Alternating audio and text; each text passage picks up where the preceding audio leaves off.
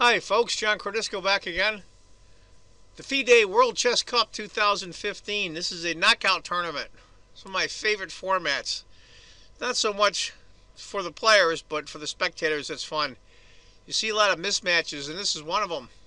It's a series of tournaments. I believe they start out with, it's 128 players, I'm not sure.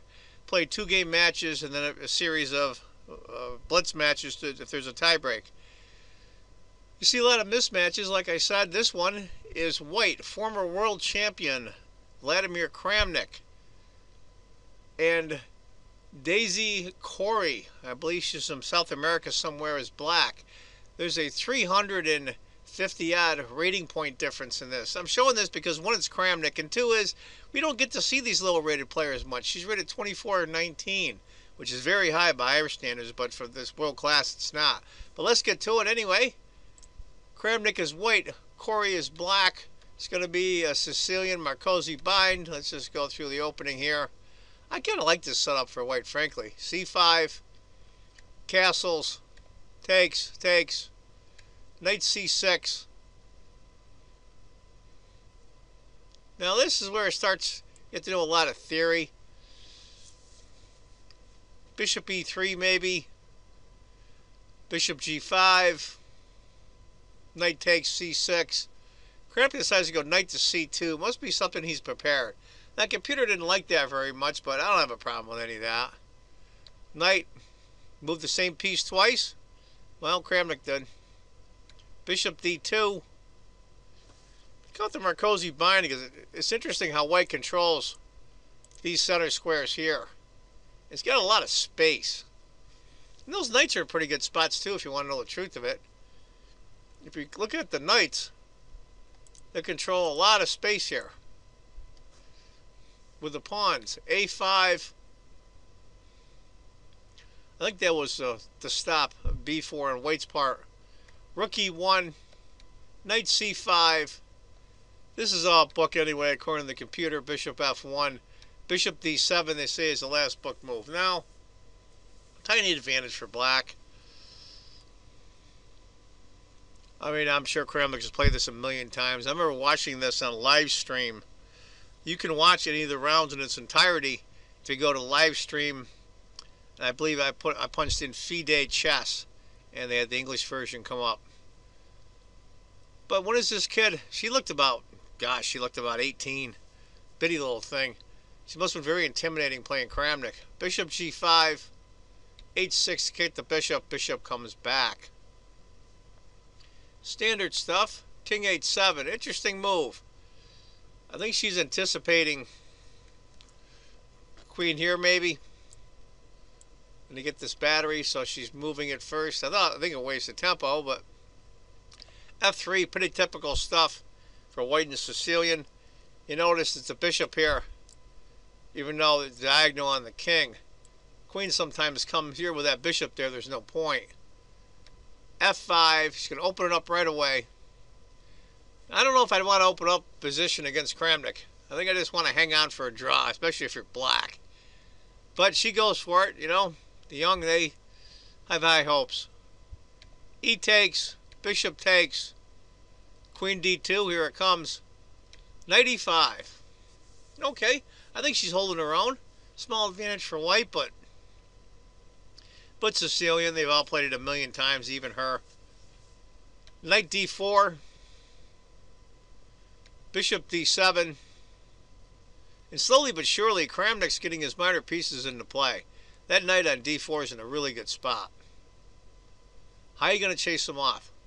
You're going to trade the bishop on G7 for him and give black. The bishop queen battery on the king side? I don't think so. So now she goes back. He goes to h1 for the king. She goes rook to c8. Rook a to d1, standard stuff.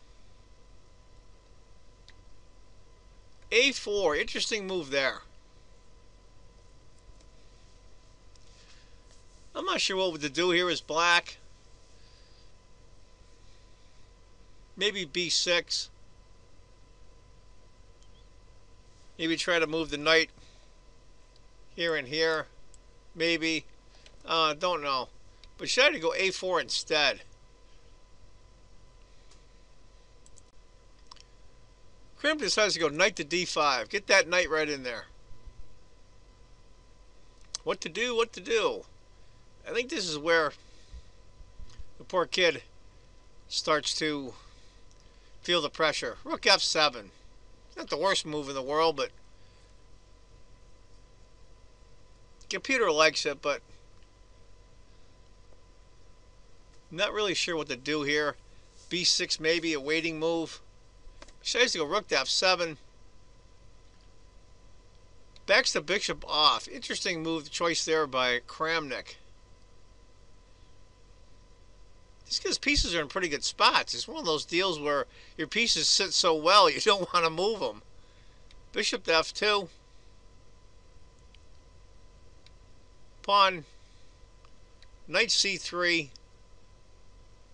Bishop c6. And I think slowly, I think the poor young lady, his black, is just, it's starting to disintegrate for her a little bit. Knight takes. Now we see why. After pawn takes, if pawn took, bishop takes, can't take back because of queen. So rook has to take. That way if the bishop takes the knight, you can take back with a rook. Queen to c2, just to get those, look at those two rooks right on the center files. Just brutal. Queen f8, try to some kind of attack on the king side. Plus getting her queen out of the line of fire with a rook on d1. Bishop g3.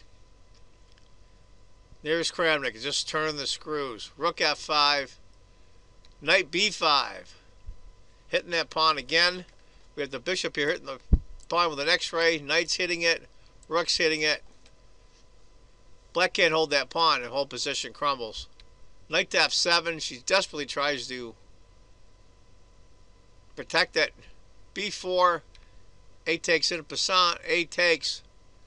Bishop e5. She's trying desperately. I think it's just too tough for her. Pawn kicks the knight. Queen to b3. Now we're on move 31 for black here coming up. And I think this is where the pressure just got to her. I would start trading down with Kramnik. Hope you're lucky in an endgame, but good luck trying to play a complicated endgame with Kramnik. I guess it's a better choice than a complicated middle game. Bishop takes g3 maybe. She decides to go rook to h5, and just like that, she's doomed. If she had played bishop takes, h takes, rook e5, wouldn't have been the greatest in the world, but it was much better than what happened. Now you have f4, bishop f6, rook takes e6, king to g7 to protect the bishop. When you got to use your king with rooks and queens on the board to protect the piece, you know you're in trouble. Now, this is a really interesting move here. See if you can find it. Computer likes bishop to e2. Forget that. Let's go for it. Rook takes, forcing the king out in the open. You got a king out in the open in the middle game against Kramnik. Good luck with that. The way it sits right now is white has two bishops and a pawn. Black has a rook and a knight, but it's over. Check. King has to come out in the open. Knight d4. Rook has to move. Rook checks. King d7. Now they open it up. Move c5. What's she going to do now? Knight c7. Pawn checks. Pawn takes. Queen takes. King d8. Look at that poor king. He started all the way over here. Bip, bip, bip, bip, bip. Queen b6, pitting the knight. King d7. Bishop e2. Not only to hit the rook, but it's going to end up on g4, hitting the king. Knight has to come back. Bishop takes, pawn takes, bishop h4, and that's it. The young lady had enough. We're on move 44. So I feel bad for the kid, but it was probably quite a thrill for her to play Vladimir Kramnik, but she's holding her own for a little while. Giving you an idea, after queen f7, bishop takes, king can't take, has to take with a move the knight, queen checks, and it's just a disaster. You get the idea. Well, that's it. You don't need this mate and 5 on the computer. Anyway, folks, that's a game from round one, game 2 of FIDE World Chess Cup 2015. I hope you enjoyed it. I showed it not so much because Kramnik just slaughtered a poor kid, but she probably doesn't get many videos done on her. She's from South America. She's a very young lady. Looks like about 18, 19 years old. And as I always say, folks, if you think chess is just a game, you're not playing it right. Take care, folks. Bye-bye.